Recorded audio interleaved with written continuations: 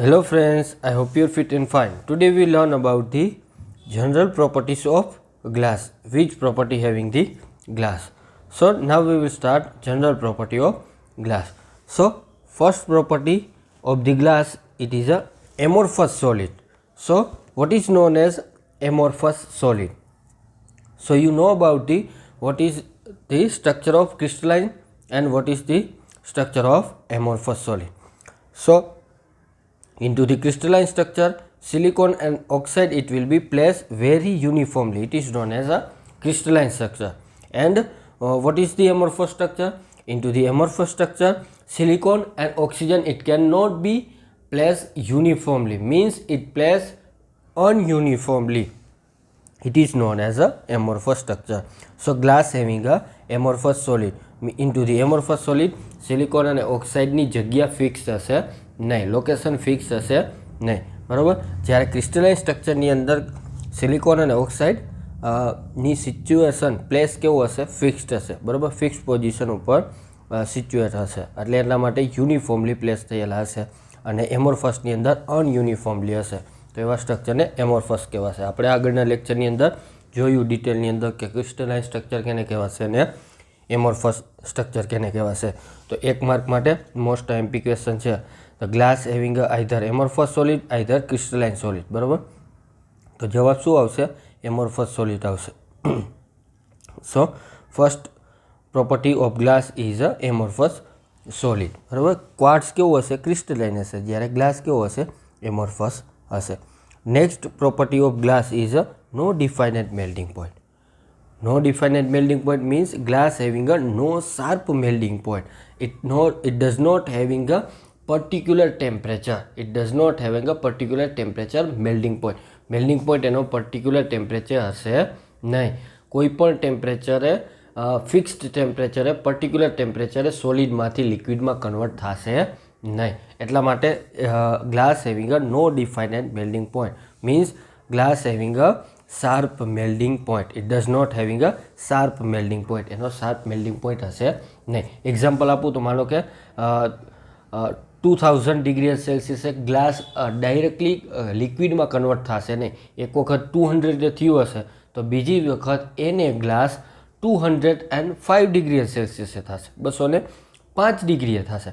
તો એ ચેન્જ થઈ ગયો. જો મેલ્ટિંગ પોઈન્ટમાં 5 ડિગ્રીનો ચેન્જ આવ્યો, એટલે એ કેવું હશે? રેન્જમાં હશે, 2200થી 210 સુધી રેન્જમાં. એટલે એક્ઝામ્પલ આપું છું, બરાબર.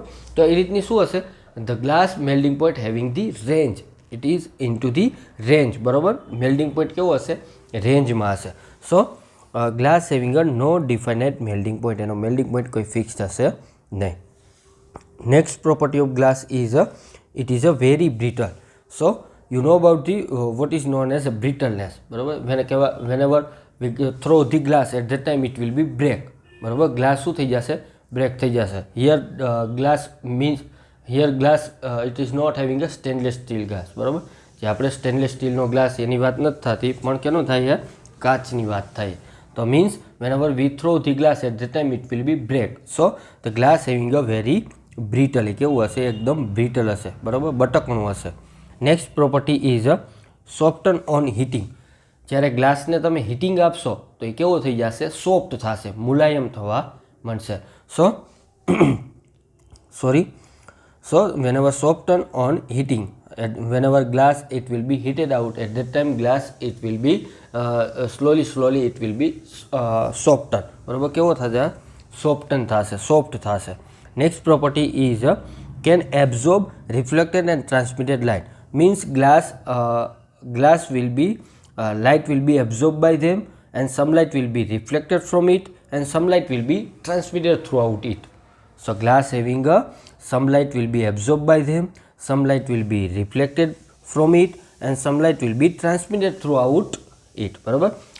થોડીક લાઇટ એબ્ઝોર્બ થશે પોતાની અંદર, થોડીક લાઇટ રિફ્લેક્ટ થશે, થોડીક લાઇટ એની અંદરથી ટ્રાન્સમિટ થશે, પાર થઈ જશે, બરાબર. So glass having it can light will be, some light will be absorbed by them, some light will be reflected from it, and some light will be transmitted throughout it. Next property is it is a good electrical insulator. So what is known as a electrical insulator. Electrical insulator means it cannot be electricity pass throughout it. Means electricity cannot be conduct throughout it.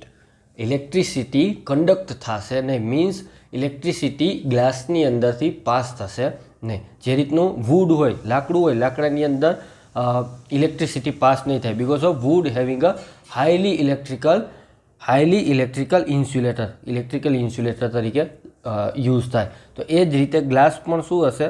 Electrical insulator હશે. Means it can not be electricity pass through out it. ગ્લાસની વચ્ચેથી electricity pass થશે નહીં. So it is a good electrical insulator. Next property is affected by alkali. Affected by alkali. Why alkali it will be affected onto the glass? Why? Because of glass it will be manufacturing by the alkali metal. Alkali metal નો બનેલો હશે. Glass કેનો બનેલો હશે? Alkali metal, sodium, potassium, બરાબર. આ alkali મેટલનો શું હશે? Glass બનેલો હશે. એટલા માટે alkali it can be affected onto the glass. That's why it will be affected by them. Alkali દ્વારા શું થશે? અફેક્ટ થશે, ગ્લાસ ઉપર અફેક્ટ થશે. કારણ કે જે ગ્લાસ કેનો બનેલો છે? આલ્કલી મેટલનો બનેલો છે.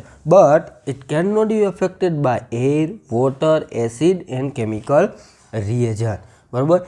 It can not be affected by the air, water, acid and chemical reagent. Means એના ઉપર એરની અસર નહીં થાય, વોટરની અસર નહીં થાય, એસિડની અસર નહીં થાય અને કેમિકલ રિએજન્ટની પણ એના ઉપર અસર થશે નહીં. ક્યારે તમે સાંભળ્યું કે ગ્લાસને, કાચને ક્યારે કાટ લાગ્યો? Because of glass can not be affected by the air, either water અથવા તો એરનું એના ઉપર કંઈ પણ પ્રકારનો પ્રભાવ પડતો નથી. એસિડનો પણ એના ઉપર પ્રભાવ પડશે નહીં. It can not be affected by acid.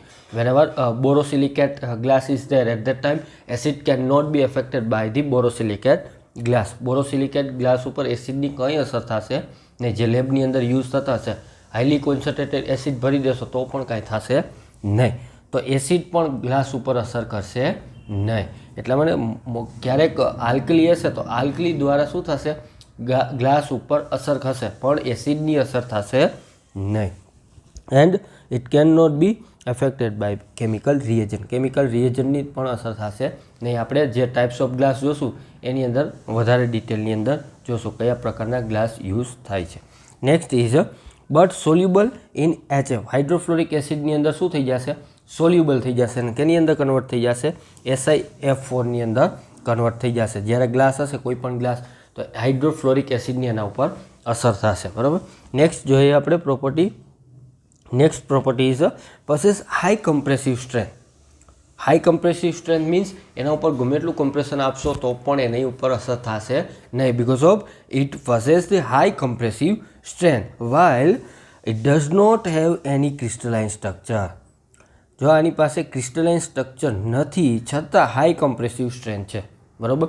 Crystalline structure છે નહીં. ક્વાર્ટસ પાસે શું છે? ક્રિસ્ટલાઇન સ્ટ્રક્ચર છે. તો એ કેવું હશે? હાર્ડ હશે, વેરી કમ્પ્રેસિવ સ્ટ્રેન્થ હશે. પણ અહીંયા ગ્લાસ એમોર્ફસ સ્ટ્રક્ચર છે છતાં પણ કેવું છે? It is a high compressive strength. એનામાં કમ્પ્રેસિવ સ્ટ્રેન્થ કેવી હશે? High. Whenever since it does not have any crystalline structure. એની પાસે ક્રિસ્ટલાઇન સ્ટ્રક્ચર નથી છતાં પણ એની પાસે હાઈ કમ્પ્રેસિવ સ્ટ્રેન્થ હશે. એના ઉપર કમ્પ્રેશનની બહુ અસર થશે નહીં. Next property is it is no slippage between the plane can occur. No slippage means એકબીજાને ગ્લાસ સ્લીપ થશે ને ચોટીને રહેશે. બે ગ્લાસ એકબીજામાં બાજુમાં રાખશો તો એ સ્લીપેજ થશે નહીં. No slippage between the plane can occur. Next property is light in weight. એનો ગ્લાસનો વેઇટ કેવો હશે? એકદમ લાઇટ હશે, એકદમ હળવો હશે. Because it has a homogeneous internal structure similar to the liquid. So what is known as a homogeneous structure? What is known as a homogeneous structure?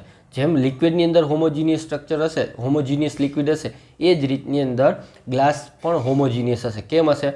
કારણ કે જે મોલિક્યુલર ફોર્મ્યુલા હશે, કોઈ પણ ગ્લાસ બનેલો હશે, કોઈ પણ કાચ લઈ લ્યો, એ સેમ મોલિક્યુલર ફોર્મ્યુલાથી બનેલો હશે. એમાં કંઈ પણ બીજા પ્રકારના કેમિકલ એડ થશે નહીં. સેમ મોલિક્યુલર ફોર્મ્યુલા હશે. મીન્સ એની અંદર સેમ મોલિક્યુલર કન્ડિશનની અંદર ગ્લાસ મેન્યુફેક્ચર થયેલો હશે. It means that it is a homogeneous structure. એની અંદર એર બબલ કે કંઈ પણ પ્રકારનું હશે નહીં, બીજું મટીરિયલ કંઈ હશે ને ફિક્સ્ડ મટીરિયલથી ગ્લાસ બનેલો હશે. એટલા માટે શું હશે? ઇન્ટરનલ સ્ટ્રક્ચર કેવું હશે? હોમોજીનિયસ હશે. So light in weight because it has a homogeneous internal structure similar to the liquid. લિક્વિડની જેમ પણ અહીંયા ગ્લાસ પણ કેવું હશે? હોમોજીનિયસ સ્ટ્રક્ચર હશે. So this is the all about the general property of the glass. Next we will learn about the raw material of glass, which raw material are used into the manufacturing of glass and how much it will be used into the glass. કેટલા અમાઉન્ટમાં use થશે એ પણ આપણે જોશું. So I hope easily understand for all of this general property of the glass. So thank you friends.